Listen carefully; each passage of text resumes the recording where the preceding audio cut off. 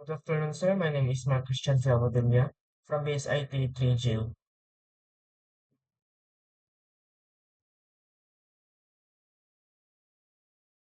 So, about po sa laboratory namin, ito po yung mga gagawin namin. Login, main form, constant variable event, and documentation. So, sige po tayo dito sa my codings ko. Ito po yung isa ko.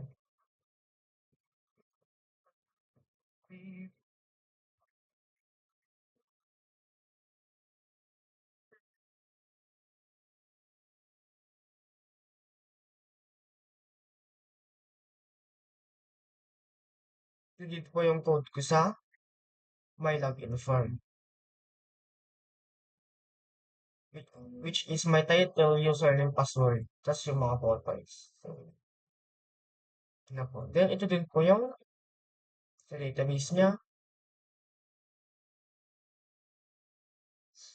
So, proceed na po tayo sa pag-demo.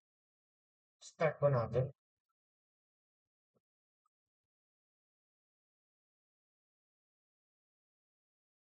Then first, lagay po natin dito yung username natin. So, nakagawa na ako kanina ng account ko. So, password. So, pag nilagin po natin yung account natin na wrong yung password, ito po yung lalabas. Invalid credentials. So, lagyan natin yung true password. So, login successful. Then, pag andito na po tayo sa loob, mag-create lang po tayo ng account or information. So, for example,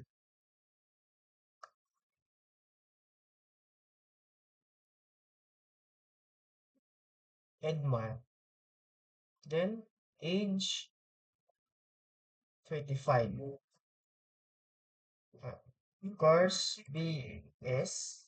Ay, so, add natin. So, ito na po yung ginawa natin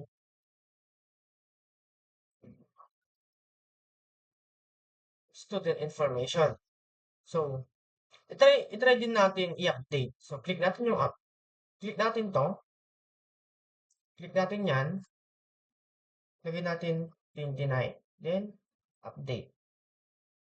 So, magiging 29 na po yung age niya. So, try din natin dun sa my course. BSCS. Update natin. So, ayun, napalitan. Then, try din natin mag-delete. So, ito, try natin i-delete.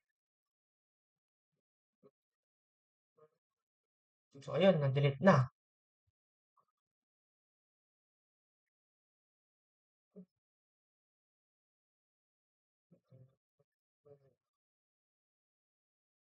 Then, try din po natin tong event driver niya. So, itong say hello. Pag-click po natin,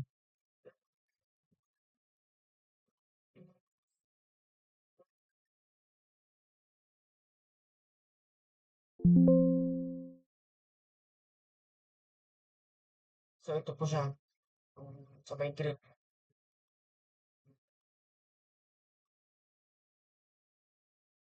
So, yun lang po, sir. Thank you po.